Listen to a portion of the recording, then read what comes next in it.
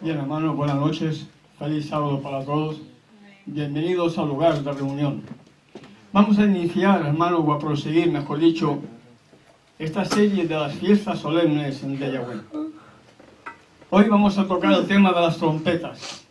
Y mañana vamos a tocar la última gran fiesta. No se la pierdan, hermanos. No se la pierdan porque mañana vamos a ver qué bendiciones vamos a tener aquellos que entendemos y guardamos las fiestas como deben ser guardadas. Amén. Las trompetas. Abrimos el libro de Levítico, capítulo 23, versos 23 y 24, y leemos lo siguiente. Levítico 23, versos 23 y 24. Y habló Yahweh a Moisés diciendo: habla a los hijos de Israel y diles: en el mes séptimo, al primero del mes, tendréis día de reposo, una conmemoración al son de trompetas y una santa convocación. Pregunto, hermanos, ¿para qué sirven las trompetas? Para anunciar. Para anunciar, para dar un toque de atención, ¿verdad? Yes. En la antigüedad igual, hermano. La fiesta de las trompetas era una fiesta de aclamación, una fiesta de advertencia al pueblo de Israel, porque en 10 días venía el día del Yom Kippur, el día del perdón, el día del juicio. Y durante esos 10 días, el pueblo de Israel tenía que estar preparándose para recibir el perdón, o pedir perdón, o conceder el perdón, para que en el 10º día del séptimo mes, cuando el sumo sacerdote entrara en el lugar santísimo, sus pecados fueran perdonados, porque de lo contrario eran eliminados de lo que se llama el pueblo de Israel. Y es muy importante, hermanos, que nosotros podamos entender el significado de entonces con el significado de ahora. Antes era un toque de atención, era un día de aclamación. Prepárate porque viene el día del Yom Kippur.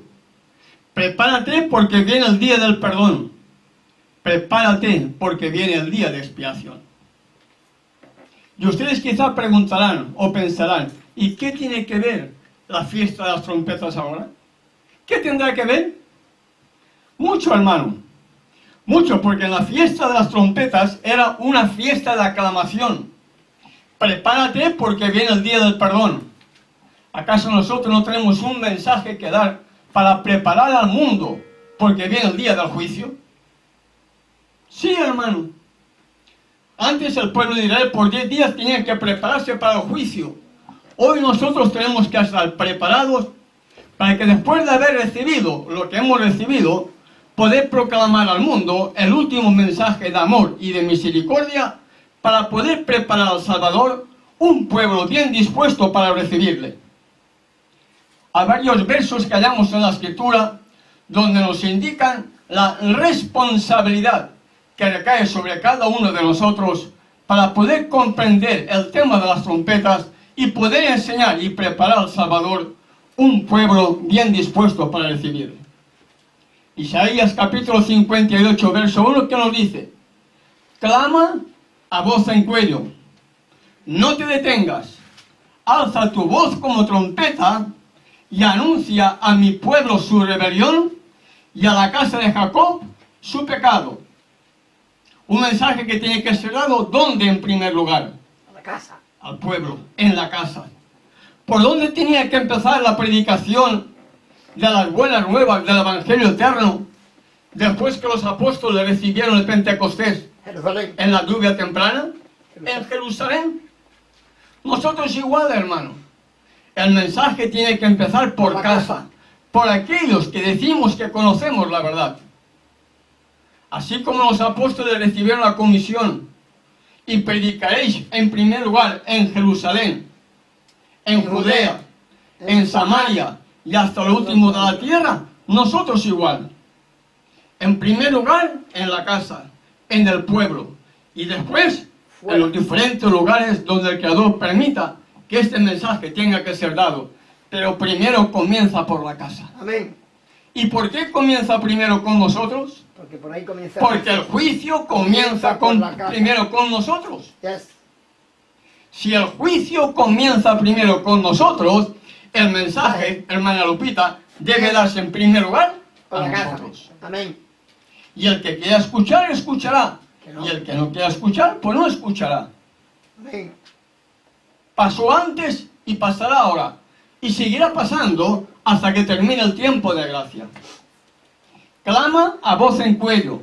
No te detengas. Alza tu voz como trompeta y anuncia a mi pueblo su rebelión y a la casa de Jacob su pecado. ¿Qué rebelión tenemos que anunciar al pueblo, hermanos? Nuestro pecado. ¿Qué rebelión?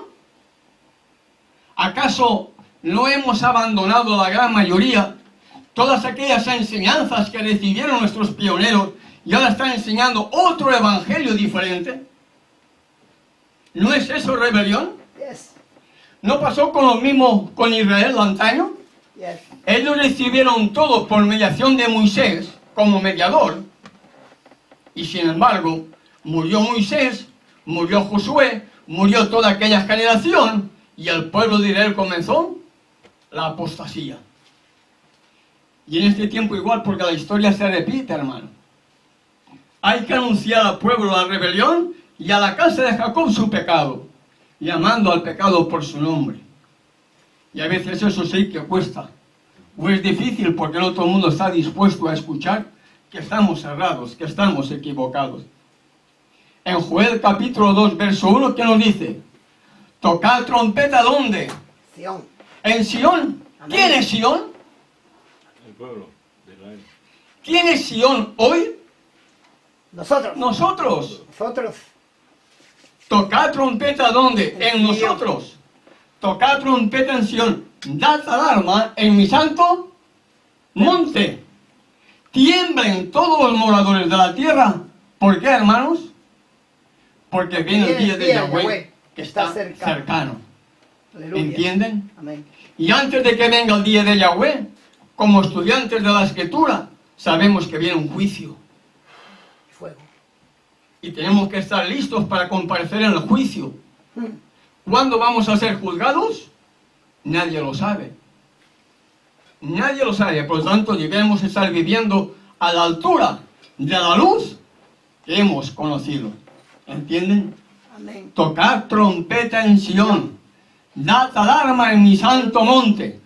Tiemblen todos los moradores de la tierra, porque viene el día de Yahweh grande y está cercano.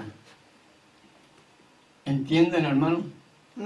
¿Cuántos de los que estamos aquí estamos temblando por nuestras vidas? ¿Cuántos de los que estamos aquí somos conscientes de que nuestro tiempo de gracia se nos puede terminar en cualquier momento? ¿Cuántos meditamos en la importancia de ser salvos o finalmente recibir la sentencia definitiva del pecado, que es la muerte? ¿Entienden, hermano? Y en Apocalipsis capítulo 14, verso 7, nos dice el primer mensaje de los tres, que juntamente con el tercero tiene que ser proclamado a gran voz.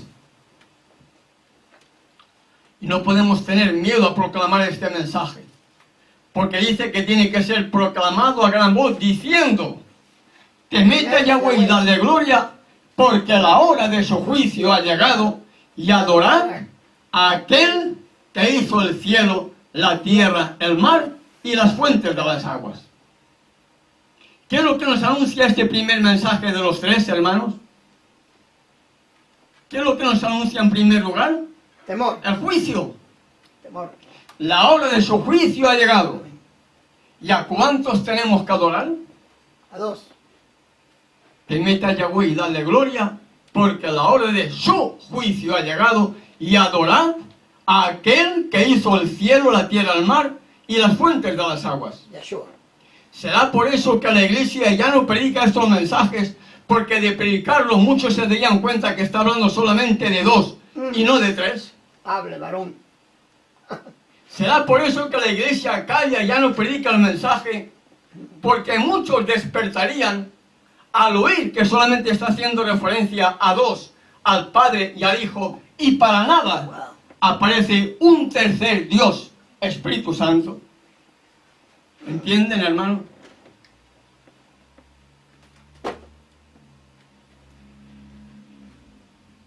Y en el siguiente verso, en el segundo mensaje, en Apocalipsis capítulo 14, verso 8, nos habla acerca de Babilonia. Pregunto, hermano, ¿qué significa Babilonia? Confusión. Confusión. Babilonia viene de Babel y significa confusión. Y el segundo mensaje, ¿qué dice? Otro ángel le siguió diciendo que ha caído ¿quién? Babilonia. ¿Quién es esa Babilonia? La gran ciudad que ha hecho beber a todas las naciones del vino del furor de su fornicación. Notemos bien, hermano, ha hecho beber a todas las naciones, a todas las iglesias, del vino del furor de su fornicación. Ahora meditemos. ¿Cuál habrá sido ese vino que ha hecho beber a todas las iglesias del furor de su fornicación? Son las falsas enseñanzas, hermano. Falsas doctrinas. Las falsas enseñanzas de Roma se han introducido en todas las iglesias porque dice la Escritura, ha hecho beber a todas las naciones, a todas las iglesias, del vino del furor de su fornicación. Si dice todas las naciones, son todas las iglesias. Yes. Todas. No se escapa ni una, hermano. El adventista. Y como vamos a ver, todas tienen puntos comunes de doctrina. Y así como en el capítulo 14, verso 8 nos dice, ha caído Babilonia, la gran ciudad, porque ha hecho beber a todas las naciones del vino del furor de su fornicación. En el mismo Apocalipsis, en el capítulo 17, verso 5, nos dice, y en su frente, escrito, un misterio. Babilonia la grande, la madre de las rameras y de las abominaciones de la tierra. ¿Entienden, hermano? Madre de rameras. Meditemos bien, hermanos. Madre de rameras. Babilonia es la madre de rameras.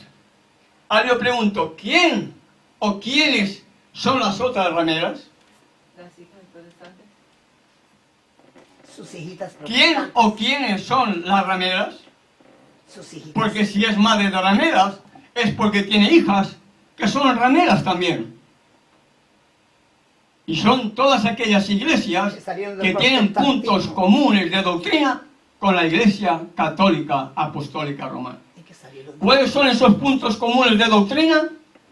tercera persona. El domingo, la Trinidad, los falsos nombres, Jehová, Jesús, Señor, Dios, Jesucristo, el rechazo a las fiestas solemnes de Yahweh y la inmortalidad del alma.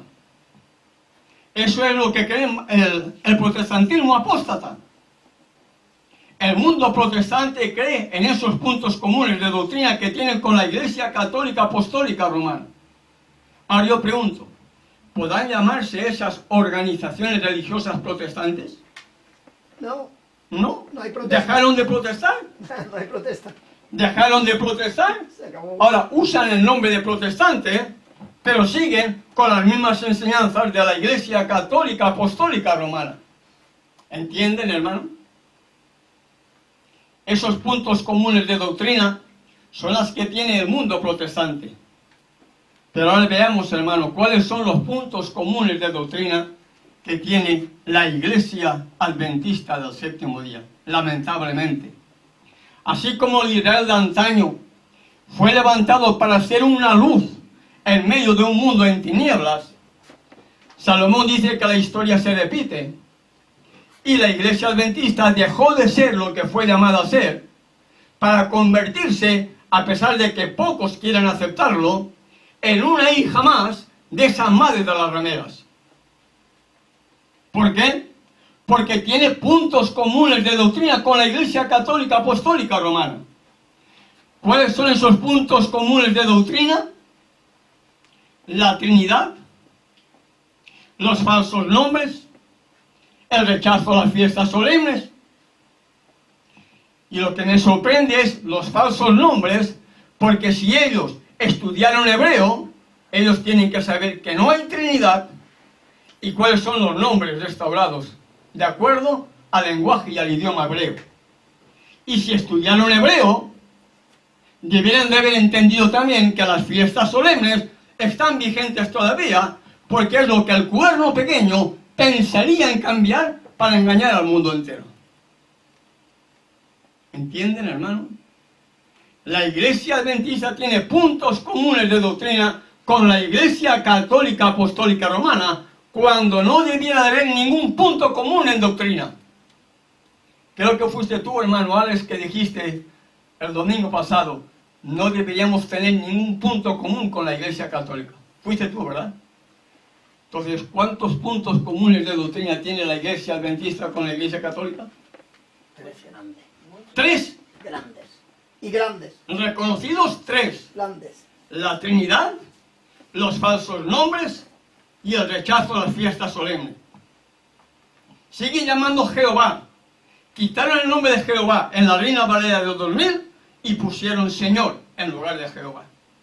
¿Saben lo que significa Señor? Va. Baal. Salen de Guatemala, con perdón de los guatemaltecos, Y se mete a y Guatepe. se meten en Guatepeor. Y alma lava. Porque Baal significa Señor. Yes.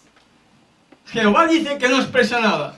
¿Está bien? Si Jehová no expresa nada, ponle Yahweh. ¿Qué te cuesta? Reconoces que el nombre de Jehová no significa nada. Ponle el nombre verdadero. Pero en lugar de Jehová, le ponen Señor. Y Señor significa Baal. Y cuando yo canto sabiendo, Señor mi Dios, al contemplar los cielos, ¿a quién estoy cantando? A Baal. Sabiéndolo, estoy cantando a Baal. En mi ignorancia, el Creador me perdona, porque no lo sé. Pero sabiéndolo, yo sigo cantando al Señor, estoy cantando a Baal. Pues hermano, cuando cantemos, miremos bien lo que pone, y en lugar de Señor, poner Yahshua o lo que fuera. Adón. ¿Entienden? Ok. Y se puede hacer, hermano. Es cuestión de mentalidad. Sí. El primer día fallaremos. El segundo día también, pues llegará un momento que veremos Señor y Automáticamente. automáticamente la mente ya lo cambia. Adón, la palabra Señor es Adón. Ya lo cambia. En hebreo. E inclusive buscas la tonada. Cuando te pones Jesucristo, Yes. pones la tonada adecuada para continuar con el ritmo y con la melodía. Yes, yes. Inclusive en vez de cuando ponen Dios, tú di ya. Ya. Es una abreviación. Ajá. Es cuestión de mentalizarse para salir de las falsas enseñanzas de Roma y no estar bebiendo del vino del furor de la fornicación que esta iglesia, este cuerno pequeño, ha hecho beber a todas las naciones, al mundo entero. Vemos pues, hermanos, que lamentablemente, al igual que antaño, el movimiento que fue levantado para hacer una luz en medio de este mundo en tinieblas, para desenmascarar las obras de Satanás, ha llegado a tener puntos comunes de doctrina con la Iglesia Católica y por tal razón es una hija más de esa ramera, porque es madre de rameras. ¿Entienden?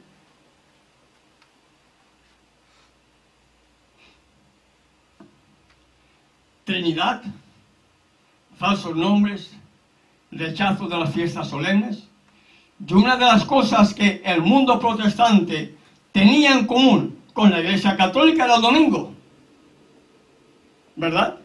¿Saben ustedes que la Iglesia Adventista va a guardar el domingo? ¿Sabían que a pesar de los pesares y a pesar de tanta oposición que se levanta contra esta verdad, ya la mensajera vio en el tiempo del fin cómo la Iglesia Adventista iba a obligar a los feligreses a rendir pleitesía al papado, imponiendo el domingo en lugar del día de reposo? Debian Herald, tomo 1, fecha 18 de marzo de 1884, leemos lo siguiente. Yahweh tiene una contienda con su profeso pueblo en estos últimos días. En esta contienda, hombres en puestos de responsabilidad tomarán un curso directamente opuesto al seguido por Nehemías. Ellos no solo ignorarán y despreciarán el sábado, sino que tratarán de quitárselo a otros, enterrándolo bajo las ruinas de la tradición y la costumbre. En iglesias y en reuniones al aire libre, los ministros arguirán al pueblo la necesidad de guardar el primer día de la semana. Pregunto, hermano, ¿este mensaje para quién fue dado? La iglesia adventista. ¿Para nosotros o para los de fuera? Nosotros. Este mensaje es para la iglesia. Este mensaje es para nosotros. Este mensaje es para los adventistas del séptimo día. Y ella dice, Yahweh tiene una contienda con su profeso pueblo en estos últimos días. En esta contienda, hombres en puestos de responsabilidad tomarán un curso directamente opuesto al seguido por Nehemías. Es lógico, hermano. La apostasía no viene por el laico de abajo. La apostasía viene por los dirigentes, por los responsables de la obra. Jamás un laico tiene poder para hacer algo. Al laico le dicen y el laico tiene que callar. Pero quienes dirigen, quienes hacen y deciden, son los dirigentes. Son los hombres que usan puestos de responsabilidad. A nivel mundial, como a nivel nacional, o a nivel de Estado. En esta contienda, hombres en puestos de responsabilidad tomarán un curso directamente opuesto al seguido por Nehemías. Ellos no solo ignorarán y despreciarán el sábado, sino que tratarán de quitárselo a otros, enterrándolo bajo las ruinas de la tradición y la costumbre. ¿Acaso no están llevando eso ya a la feligresía? Violando la santidad del sábado, haciendo reuniones en domingo.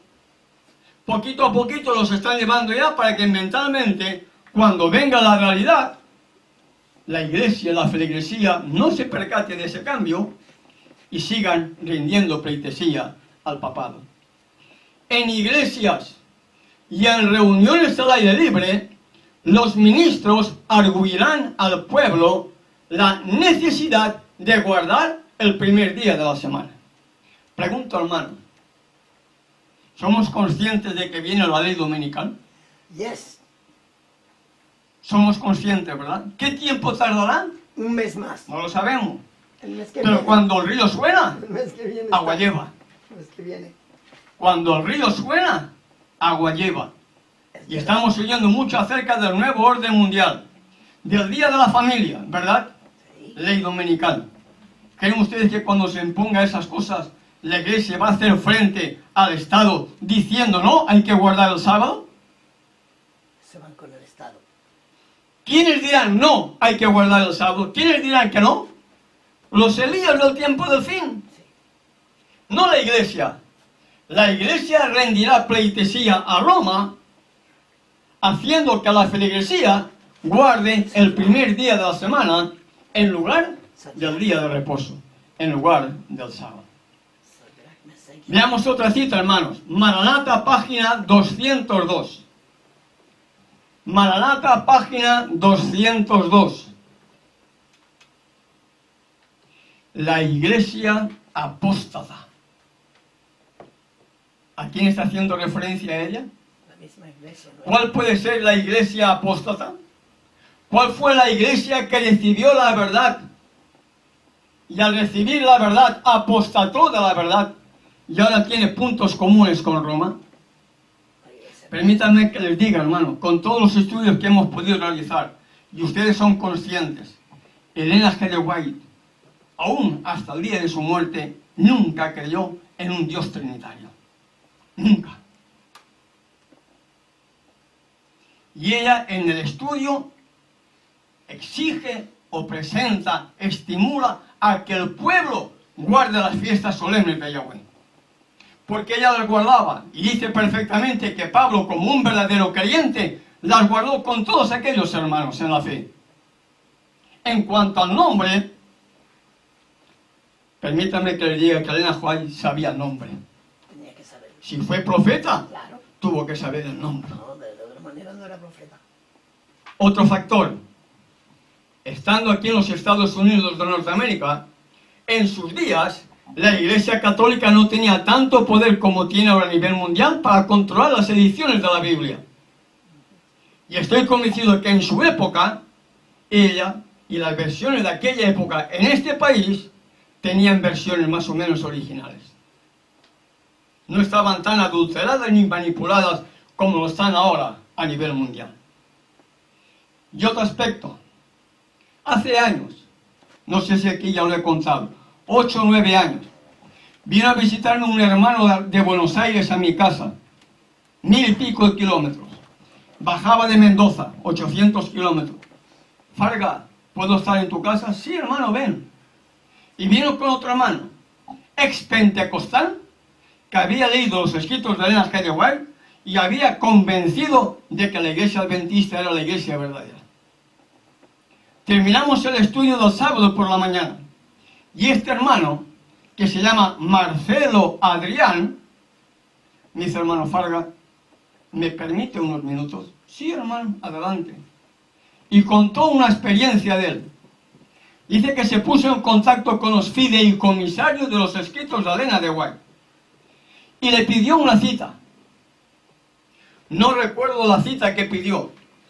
Muchos años después le dije, Marcelo, ¿recuerdas cuál fue la cita que tú pediste a los fideicomisarios? Oye, hermano, han pasado tantos años.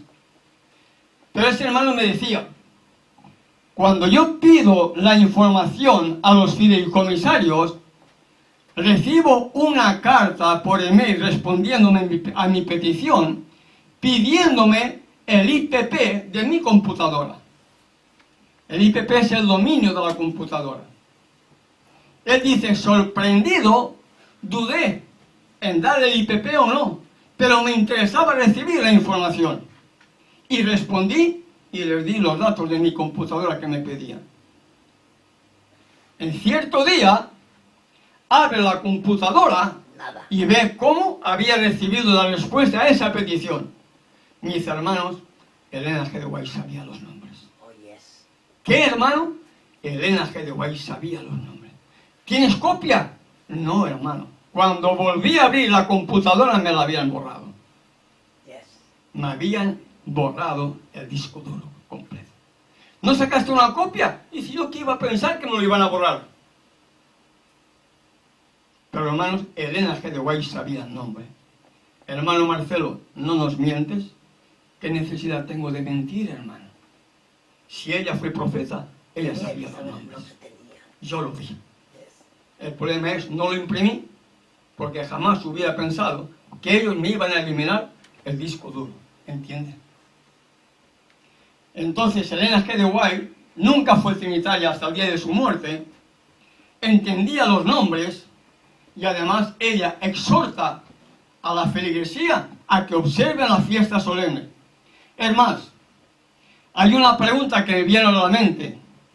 Se halla en la matutina Yeshua Triunfante, página 249. Si la tienen, búsquenla, hermano. Yeshua Triunfante, originalmente Cristo Triunfante, página 249. Dice, ¿por qué son tan pocos los que se salvan? ¿Por qué van a ser tan pocos los adventistas que se van a salvar? Porque son rebeldes a sus estatutos y juicios. Rebeldes a sus estatutos y juicios. Los estatutos, las fiestas solemnes entran ahí también, hermano. Fiestas. Y cuando estudiamos el tema de la ley de Moisés, ahí vemos cómo en Levítico 26 y en Primera de Reyes aparecen las fiestas solemnes. ¿Entienden? Y en Maranatha, página 202, leemos, la iglesia apóstata se unirá con los poderes de la tierra y del infierno para colocar sobre la frente o la mano la marca de la bestia e inducir a los hijos de Yahweh a adorar a la bestia y a su imagen. Procurarán obligarlos a renegar de su fidelidad a la ley de Elohim y a rendir homenaje al papado. ¿Se dan cuenta, hermanos, hasta dónde vamos a llegar? ¿Se dan cuenta que la historia del pueblo de Israel se repite con el movimiento adventista que fue levantado para tomar el lugar de Israel y que por no haber cumplido con la gran comisión se convierte en apóstata? La iglesia apóstata se unirá con los poderes de la tierra y del infierno para colocar sobre la frente o la mano la marca de la bestia. ¿De dónde vendrá nuestra persecución, hermano? ¿De dónde vendrá? De los de dentro. De los de dentro. ¿Quién persiguió a Yeshua cuando vino por primera vez? Los De judíos. ¿Los paganos? ¿Los gentiles? ¿Los griegos? La iglesia, su iglesia, a la que él vino a buscar. Su pueblo. Su pueblo que vino a buscar. Su pueblo persiguió. A los suyos vino y los suyos no le recibieron. ¿Quiénes son los que nos van a perseguir a nosotros? Lo de nosotros. Los de dentro. Los que nos conocen. Porque la historia se repite. Para colocar sobre la frente o la mano la marca de la bestia e inducir a los hijos de Yahweh a adorar a la bestia y a su imagen. Procurarán obligarlos a renegar de su fidelidad a la ley de Elohim y a rendir homenaje al papado. Rendir homenaje al papado. Si nosotros analizamos bien todo lo que está sucediendo dentro de ese movimiento, nos damos cuenta que están rindiendo ya homenaje al papado. Los conquistadores, los dirigentes, la falta de respeto en cuanto a la observancia del día de reposo, la mundanalidad dentro de la iglesia, la irreverencia dentro de la iglesia, están haciendo que sea una con Roma. Y lamentablemente hay más reverencia En Roma. y respeto dentro de la En Roma. iglesia católica que en la iglesia adventista. Yes, sir. Hay más reverencia, más respeto cuando uno entra a la iglesia católica que cuando uno entra a la iglesia adventista. Así que vamos a tener ¿Entienden? que aprender Y respeto. todos somos testigos de lo que hemos visto. Risas, nadie se pone de rodillas para orar cuando entra. Hablan, chismorrean, cuentan chistes, no importa si es sábado o no. Violación del día de reposo, ¿entienden? Y en el libro de Malaquías, hermano, en el capítulo 4, versos 5 y 6, hay una profecía para el tiempo del fin. Y nosotros debiéramos estudiar esta profecía, hermano. Yes. Y es algo que mañana vamos a concluir con la ayuda de nuestro Padre Celestial, para que vean la recompensa que van a tener los que guardan las fiestas solemnes. Una profecía para el tiempo del fin. Malaquías capítulo 4, versos 5 y 6. He aquí yo os envío al profeta Elías, antes que venga el día de Yahweh grande y terrible. ¿Y qué es lo que hará Elías? Él hará volver el corazón de los padres a los hijos y de los hijos a los padres, antes que venga y hiera la tierra con maldición. ¿Cuál es la obra de Elías? Restaurar la familia en primer lugar. La obra de Elías es restaurar la familia. Hacer volver el corazón de los padres a los hijos y de los hijos a los padres. No sea que venga y hiera la tierra con maldición. Y el Papa, con el pretexto del Día de la Familia, quiere poner el domingo, cuando esa obra van a hacer los Elías del tiempo del fin. Esa obra de restaurar los matrimonios, de restaurar los hogares, esa obra solamente se puede espiritualmente hablando y no por la imposición de un día X como Día de la Familia. El verdadero Día de la Familia debiera ser ¿qué día, hermanos? Sábado. El sábado. El verdadero Día de la Familia debiera ser el cuarto mandamiento. Acuérdate del sábado para santificarlo. 6 días tienes para trabajar, el sábado es descanso. La familia unida, y la familia unida alaba al Creador en el único día de los 7 que fue separado y apartado en la misma creación dado a nuestros primeros padres y a toda la historia. La historia debe repetirse, hermano. Elías hará volver el corazón de los padres hacia los hijos y los hijos hacia los padres, antes que venga el día ardiente de Yahweh. Pero también hay una gran obra que tiene que hacer los Elías en el tiempo del fin. La misma obra que hizo Juan el Bautista, preparando el camino para la primera venida del Hijo del Hombre, es la misma obra que deben hacer los Elías en el tiempo del fin. Lucas capítulo 1, versos 16 y 17. Está haciendo referencia a la misión que hizo Elías y en el tiempo del fin, la misión que van a hacer los Elías del tiempo del fin, porque la historia siempre se repite. Y hará que muchos de los hijos de Israel se conviertan a Yahweh, Elohim de ellos, e irá delante de él con el espíritu y el poder de Elías, para hacer volver los corazones de los padres a los hijos y de los rebeldes a la prudencia de los justos, para preparar a Yahweh un pueblo bien dispuesto. Primer cumplimiento de la profecía de Elías, como hallamos en Lucas capítulo 1, versos 16 y 17, ¿de qué personaje está haciendo referencia? ¿De qué personaje está haciendo referencia? De Dios. ¿Quién es el personaje que hará que muchos de los hijos de Israel se conviertan a Yahweh, Elohim de ellos? Juan, ¿Quién es el que irá delante de él con el espíritu y el poder de Elías para hacer volver los corazones de los padres a los hijos y de los rebeldes a la prudencia de los justos, para preparar al Salvador un pueblo bien dispuesto? ¿Quién fue? fue Yeshua o Juan. Juan el Bautista. Juan el Bautista. Juan el Bautista vino con el espíritu y el poder de Elías. El segundo Elías. ¿Saben, hermanos, que nosotros hemos sido llamados a ser el tercer Elías? Muchos. Un grupo de creyentes con el espíritu y el poder de Elías para poder preparar al Salvador, un pueblo bien dispuesto para recibirle. ¿Y quiénes serán esos Elías? Los 144.000, hermano. Los 144.000. Ahora pregunto, hermano, ¿cuál fue la misión de Elías? ¿Por qué fue levantado Elías? Debemos estudiar la Escritura, hermano. Y sobre todo debíamos estudiar la vida de Elías. ¿Por qué fue levantado Elías? Porque el pueblo estaba ¿Cuál en fue la apostasía. finalidad que Elías recibió para dar? La apostasía que había Israel. El pueblo de Israel estaba en completa apostasía. El rey Acab se había casado con Jezabel, la mujer pagana. Sacerdotisa cananea.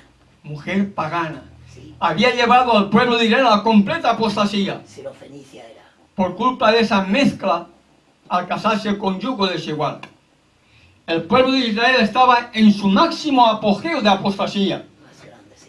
Y en esa apostasía, Yahweh tiene que escoger a un hombre, Elías, precisamente para llamar la atención al pueblo de Israel, para que vuelva de sus errores a la prudencia de los justos.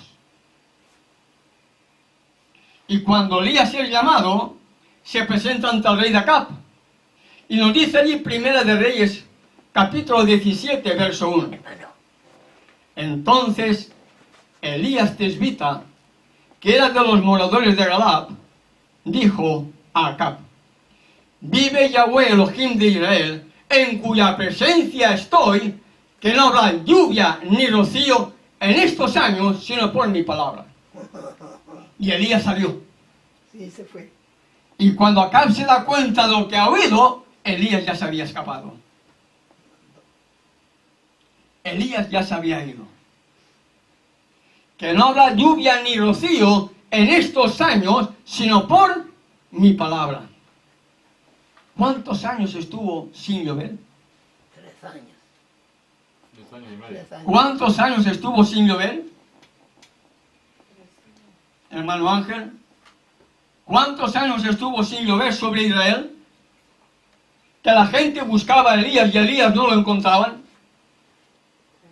Sí, sí. Buscándole y no le encontraban. Y Elías estaba allí. estaba siendo protegido, como van a ser protegidos los Elías del tiempo del fin, cuando el mundo nos persiga si somos reales. Y Acab lo buscaba por todos lados. Pero Elías le dice a Acab: vive Yahweh, Elohim de Israel, en cuya presencia estoy, que no habrá lluvia ni rocío en estos años, sino por mi palabra. ¿Cuánto tiempo, hermano? 3 años. ¿Cuántos años? 3 años. No, hermano. Y 3 medio. años y medio. Y medio. 3 años y medio. 3 años y medio. 3 años y medio, lo dice Lucas, lo vamos a ver después. Y ahora, después de haber pasado esos 3 años y medio, Elías recibe la orden: ve y vuelve a Acab. Pasaron muchos días, vino palabras de Yahweh a Elías en el 3er año diciendo: ve, muéstrate a Acab, yo haré llover sobre la faz de la tierra. Verso 17. Cuando Acab vio a Elías, le dijo: ¿eres tú el que turbas a Israel? Y él respondió: yo no he turbado a Israel, sino tú y la casa de tu padre, dejando los mandamientos de Yahweh y siguiendo a los Baales. ¿Quién acusó a quién? Elías al rey. El pecador acusa al inocente. ¿No está pasando lo mismo ahora, hermano? Que la persona que está mal acusa al que supuestamente le pueda estar amonestando. Pasados muchos días, vino palabras de Yahweh a Elías en el 3er año, diciendo: ve, muéstrate a Acab, y yo haré llover sobre la faz de la tierra. Cuando Acab vio a Elías, le dijo: ¿eres tú el que turbas a Israel? Veamos el libro de Tiago, por favor. Tiago capítulo 5. Pues Santiago. Sí. Verso 17. El libro de Tiago capítulo 5, verso 17. Dice: Elías era hombre sujeto a pasiones semejantes a las nuestras, y oró fervientemente para que no lloviese, y no llovió sobre la tierra por 3 años. ¿Y cuánto? Y medio. Y 6 meses. El Evangelio de Lucas también nos dice lo mismo: 3 años y medio. Ahora le pregunto, ¿le suena algo 3 años y medio en el tiempo del fin? Tiempo. Daniel habla de 3 años y medio, Sí. 42 meses. Apocalipsis 13 nos habla también acerca de la bestia. 42 meses que se dio poder, trono y autoridad para perseguir. Elías fue perseguido por 3 años y medio. Y cuando Elías se presenta delante de Acab, Acab estaba ya acobardado, por decirlo de alguna manera. No llovía, no había cosecha, no había comida, no había nada. El ganado ya muriéndose, preocupado, y se encuentra con Acab, con Elías. Y Acab, el culpable, le dice al inocente: ¿eres tú el que turbas a Israel? Y Elías, ¿qué le dijo? No, yo no, tú. Tú y la casa de tu padre, que habéis dejado los mandamientos de Yahweh y siguiendo a los Baales. Tremenda obra, hermano, la que Elías hizo en el Monte Carmelo. Tremenda obra. Y allí seguimos con Primera de Reyes, capítulo 18, verso 19, que Elías fue llamado a restaurar todo lo que Israel había perdido. Elías fue llamado a restaurar las verdades que el pueblo de Israel había abandonado. Vayan pensando la obra que van a hacer los Elías del tiempo del fin. Restaurar todas las verdades que la Iglesia Católica ha echado y pisoteado de la verdad. Y cuando Elías está hablando con Acab, le dice: congrégame ahora a todo Israel en el Monte Carmelo, y a los 450 profetas de Baal y a los 400 profetas de Asera que comen de la mesa de Jezabel. Es decir, la política se había mezclado con la religión. Los falsos profetas estaban comiendo del gobierno. Los 450 profetas de Baal y los 400 de Asera estaban comiendo de la mesa de Jezabel. Congrégame a todo Israel en el monte Carmelo. Y había llegado la hora de ofrecer el sacrificio.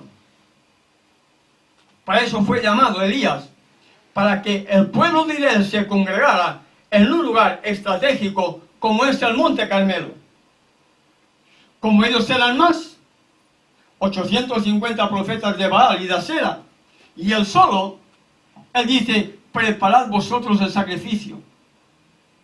Como yo soy uno, yo lo prepararé poco a poco, pero preparad vosotros el sacrificio. ¿Y qué nos dice la historia, hermanos?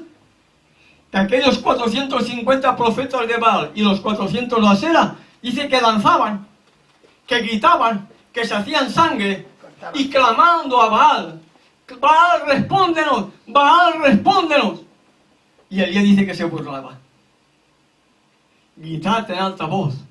Quizá duerme, quizá va de camino, quizá tenéis que despertarle, gritad. Y Elías se burlaba de ellos. Y pasaban las horas. Así pasó el mediodía. Y llegó la hora de ofrecer el sacrificio de la tarde. ¿A qué hora? La hora novena. A las 3 de A la las tarde, 3. la hora novena.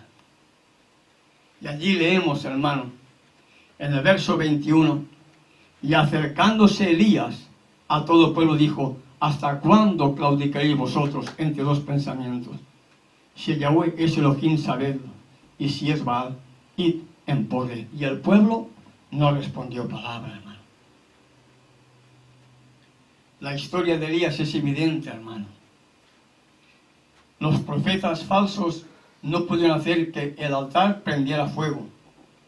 Pero cuando él arregló el altar y llegó la hora del sacrificio de la tarde, hizo una oración sin ningún tipo de artilugio ni nada. Responde, Yahweh, responde, para que vea este pueblo que tú me has enviado y reconozcan a ti que eres Yahweh, el único Elohim verdadero. ¿Y qué pasó cuando terminó la oración?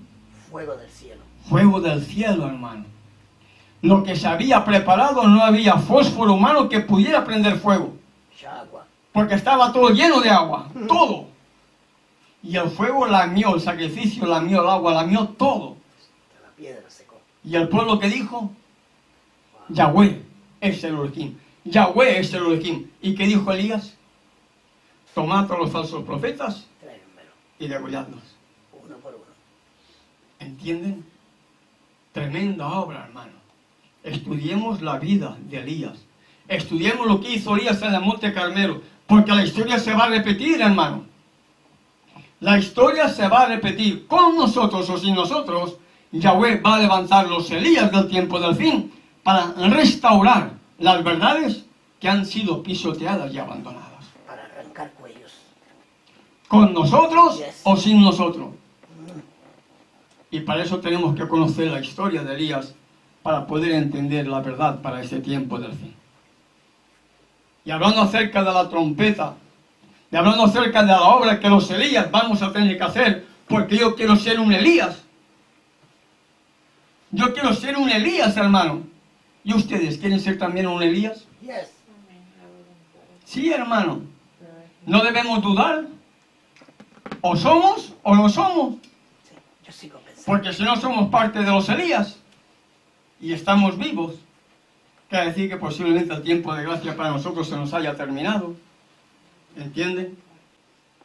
Y volviendo otra vez a la importancia del tema de las trompetas, hallamos el fuerte pregón.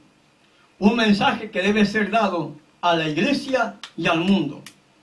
Apocalipsis capítulo 18, versos del 1 al 5, nos dice, después de esto, vi a otro ángel descender del cielo con gran poder y la tierra fue alumbrada con su gloria. Verso 2. Y clamó con voz potente diciendo, ha caído la gran Babilonia y se ha hecho habitación de demonios y guarida de todo espíritu inmundo y albergue de toda ave inmunda y aborrecible. Verso 3. Porque todas las naciones han bebido del vino del furor de su fornicación. Y el verso 4. Salid de ella, pueblo mío, para que no seáis partícipes de sus pecados, ni recibáis parte de sus plagas, porque sus pecados han llegado hasta el cielo, y Yahweh se ha acordado de su maldad. Hay un fuerte clamor, un fuerte mensaje que tiene que ser dado a la iglesia y al mundo entero. Pero cuando el Apocalipsis me indica salid de ella, pueblo mío, ¿saben, hermanos, que yo puedo estar fuera de la iglesia y ser parte de Babilonia? Yo puedo estar fuera de la organización y ser parte de Babilonia. Porque Babilonia significa confusión. Yo tengo que entender qué significa confusión para no estar engañado, para no ser parte de Babilonia. Aún estando fuera de la iglesia, la mayoría podríamos decir que son parte de Babilonia. Yes. El problema es, ¿formo yo parte de Babilonia? Hay confusión en los puntos de enseñanza que hallamos en la Sagrada Escritura. No hay confusión. No, ¿Hay confusión? no hay. Cada uno de nosotros tenemos que inspeccionar nuestra vida, Yes. nuestras creencias. Si no conocemos la Biblia, si no estudiamos la Escritura, estaremos como yendo a cualquier viento de doctrina que nos pongan. Yes. Hoy aquí, mañana con aquel, pasado mañana con el otro, y finalmente perdido y sin rumbo. Pero debemos tener la certeza de saber en qué hemos creído y con quién hemos creído, para que nuestra mente no sea Babilonia. Porque salir de ella significa salir de la confusión, porque Babilonia significa confusión. Salir de la confusión. Abandonemos toda la confusión que pueda haber en nuestra mente, las creencias erróneas que podamos tener. ¿Para qué? Para que no seamos partícipes de sus pecados, ni recibáis parte de sus plagas. Porque sus pecados han llegado hasta el cielo y Yahweh se ha acordado de sus maldades. Y es difícil cambiar, hermano. Personas con 20, 30, 40 años perteneciendo a una iglesia y darse cuenta que ahora están errados. No todo el mundo acepta que hayan estado equivocados. Porque cuesta entender que nos hayan engañado tanto. Así es Satanás, hermano. Es sutil. Miren, él engañó a la tercera parte de los ángeles del cielo, que tenían una mente mucho más perfecta que la nuestra, y él los engañó de forma sutil. ¿Cómo no podemos estar nosotros o negar de que no podemos estar engañados cuando Satanás engañó a la tercera parte de los ángeles que habían en el cielo? ¿Entienden, hermano? Y el fuerte pregón tiene que ser dado. Tiene que ser dado ese fuerte pregón. Ahora bien, ¿quién dará el fuerte pregón? ¿Quién dará el mensaje final, hermano? ¿Quiénes lo darán? Veamos Conflicto de los Siglos, páginas 664 y 665. El mensaje final. Si Babilonia es confusión y ella habla y da el mensaje a nosotros, nos sigue diciendo ella: los pecados de Babilonia serán denunciados, los resultados funestos y espantosos de la imposición de las observancias de la Iglesia por la autoridad civil, las invasiones del espiritismo, los progresos secretos pero rápidos del poder papal, todo será desenmascarado. Estas solemnes amonestaciones conmoverán al pueblo. ¿Qué pueblo? Miles y miles de personas que nunca habrán oído palabras semejantes, las escucharán.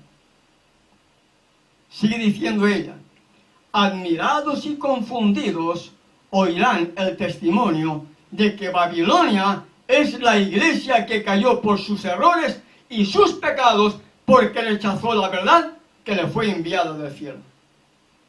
¿Cuál fue la iglesia que recibió la verdad enviada directamente del cielo? No me digan que es la iglesia católica. No me digan que es la iglesia católica. Es la iglesia adventista. Admirados y confundidos oirán el testimonio de que Babilonia es la iglesia que cayó por sus errores y sus pecados porque rechazó la verdad que le fue enviada del cielo. ¿Babilonia es confusión? El problema es no querer aceptar que la iglesia sea Babilonia por el prejuicio que hay en cuanto a Babilonia. Pero Babilonia es confusión. ¿Entienden? Admirados y confundidos oirán el testimonio de que Babilonia es la iglesia que cayó por sus errores y sus pecados porque rechazó la verdad que le fue enviada del cielo. ¿Ha habido alguna otra iglesia, hermano, que haya recibido la verdad enviada directamente del cielo? No. Ninguna más. El único pueblo que recibió la verdad enviada directamente del cielo fue Israel en el monte del Sinaí. Pues después a ninguna más. A ninguna más. Ninguna iglesia más ha tenido el privilegio que tuvo la iglesia adventista de recibir las verdades enviadas directamente del cielo. Y por haber rechazado estas verdades, miles oirán verdades que nunca antes habían escuchado. Ni Martín Lutero, hermano, porque solo se le dio un poco. Miles oirán. Sí. ¿Qué es lo que oirán? Admirados y confundidos oirán el testimonio de que Babilonia es la iglesia que cayó por sus errores y sus pecados porque rechazó la verdad que le fue enviada directamente del cielo. ¿Entienden, hermano? Nuestra iglesia. ¿Entendemos? Sigue diciendo la mensajera. Cuando el pueblo, yo añado, cuando el pueblo adventista acuda a sus antiguos conductores espirituales a preguntarles con ansia, ¿son esas cosas así? Los ministros aducirán fábulas, profetizarán cosas agradables para calmar los temores y tranquilizar las conciencias despertadas. Pero como muchas personas no se contentan con las meras razones de los hombres y exigen un positivo, así dice Yahweh, los ministros populares, como los fariseos de antaño, airándose al ver que se pone en duda su autoridad, denunciarán el mensaje como si viniese de Satanás e incitarán a las multitudes dadas al pecado a que injurien y persigan a los que lo proclaman. Hermano, yo tengo esa experiencia negativa en Perú, en el poblado de Roma. Cuando el pastor no tenía argumentos para contrarrestar la no Trinidad, ¡échenlo fuera! ¡Échenlo fuera! En lugar de hablar, dialogar, ¡échenlo fuera! Ya les conté la experiencia, a punto de pegarme 3 mujeres. No varones, 3 mujeres. Hermano Omar, 3 hembras. No 3 varones, 3 hembras. ¿Hasta dónde hemos llegado ya, no? No me gustaría ser el esposo de ninguna de ellas. Porque si eso, el carácter lo revelan allá, imagínense en casa cómo serán. Y cuando uno va y hace esas cosas, los ministros, como no tienen argumentos para contrarrestar la verdad, Se airan. entonces viene la ira contra aquellos que proclaman la verdad. E incitarán a las multitudes dadas al pecado a que injurien y persigan a los que lo proclaman. Ese es un hijo de Satanás. No cree en un doctrino, está cometiendo el pecado imperdonable. No lo oigas. Sí, sí. No lo oigas, no lo invites. No vayas donde él. Ese es un hijo de Satanás. Está negando al Espíritu Santo. Está cometiendo el pecado imperdonable. Hay que matarlos. ¿Entienden, hermano? Crucifíquenlos. Ahora yo pregunto, hermano. He escuchado una palabra, matarlo. Crucifíquenlos. ¿Por qué fueron ejecutados o eliminados los 3 cuernos pequeños, Érulos, Vándalos y Ostrogodos? ¿Por qué fueron eliminados de la faz de la tierra? Porque estaban predicando estas verdades. Ellos no creían en tres.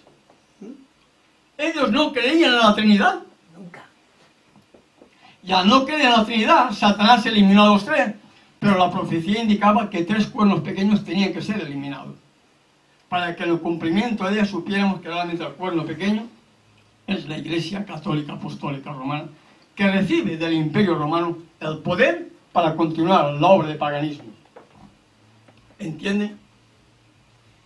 Cuando el pueblo acuda a sus antiguos conductores espirituales a preguntarles con ansia, ¿son esas cosas así? ¿Es verdad lo que dice fulanito? ¿Es verdad lo que dicen? Los ministros aducirán fábulas, profetizarán cosas agradables para calmar los temores y tranquilizar las conciencias despertadas. Pero como muchas personas no se contentan con las meras razones de los hombres y exigen un positivo, así dice Yahweh, los ministros populares, como los fariseos de antaño, airándose al ver que se pone en duda su autoridad, denunciarán el mensaje como si viniese de Satanás e incitarán a las multitudes dadas al pecado a que injurien y persigan a los que lo proclaman. Blasfeman, blasfeman. La historia se repite, hermano. Blasfeman. La historia se repite. ¿Se estará repitiendo con nosotros? Sí, blasfemos. ¿Se estará repitiendo con nosotros, hermano? Blasfemo. Concluyo la reflexión de esta noche con dos citas. Dos citas que hallamos en Romanos capítulo 14, verso 10, y en 2 de Corintios 5, verso 10, acerca de ese juicio. Recuerden, la fiesta de las trompetas era una fiesta de aclamación, de recordatorio al pueblo de Israel, que le decía, dentro de 10 días viene el día del juicio. Dentro de 10 días viene el día del perdón, el día del Yom Kippur. Si había una cuenta pendiente entre familiares o entre miembros del pueblo, había que solucionarla. Había que pedirse perdón. Había que humillarse. Y no tenían que esperar al día del perdón, sino antes tenían que hacer las paces. Y cuando el sumo sacerdote entraba a hacer la obra mediadora por los pecados del pueblo, aquel que no había afligido su alma, aquel que no había humillado su alma, aquel que no había pedido perdón o había perdonado al que le había ofendido, era eliminado del pueblo. Cortado del pueblo. Nosotros igual, hermano. Las trompetas es prepárate porque viene el tiempo del juicio. Y nosotros hemos sido llamados, hermanos, a vivir, a enseñar y a proclamar el triple mensaje angelical. No lo olvidemos nunca, hermano. Nuestra misión es proclamar al mundo el último mensaje de amor y de misericordia. Nuestra misión es vivir lo que enseñamos para poder compartir con los demás un mensaje que puede preparar al Salvador, un pueblo que esté bien dispuesto para recibirlo. Veamos, hermanos, Romanos 14, verso 10. Porque todos nosotros compareceremos delante de ¿quién? Delante del tribunal de Yeshua. Todos vamos a tener que comparecer ante él, todos. Todos vamos a tener que comparecer ante él. Y en 2 de Corintios 5, 10, para que cada uno reciba según lo que haya hecho mientras estaba en el cuerpo, sea bueno o sea malo. ¿Entienden, hermano? Inclusive las cosas ocultas van a salir. Las cosas ocultas que nadie nos ha visto, que nadie sabe, pero van a salir. El libro de Eclesiastés, en el capítulo 12, en el último versículo, nos dice lo siguiente. Porque Yahweh traerá toda obra a juicio, juntamente con toda cosa encubierta, sea buena o sea mala. Ahí en el día del juicio, hermano, va a salir inclusive aquellos pensamientos o aquellas intenciones que hayamos tenido y que no hayamos podido efectuar. Pero que estaban ahí. Pero que estaban ahí. No lo hemos hecho por lo que fuera, pero estaba en nuestro pensamiento hacerlo. De ahí que tenemos que saber que hay un día de juicio y antes de que venga el juicio, esos pensamientos deben ser también perdonados. ¿Eclesiastés qué? Eclesiastés 12, verso 14. ¿Entienden, hermano? Porque viene el día del juicio. Viene el día de expiación. Viene el día del perdón, como le pasó a antaño. Y después del día del juicio, viene la fiesta de las cabañas. Les invito, hermanos, para que por la mañana podamos venir alegres, dispuestos a escuchar y ver las bendiciones que van a tener aquellos que participen en esta gran fiesta, como va a ser la fiesta de las cabañas para este tiempo de fin. Amén.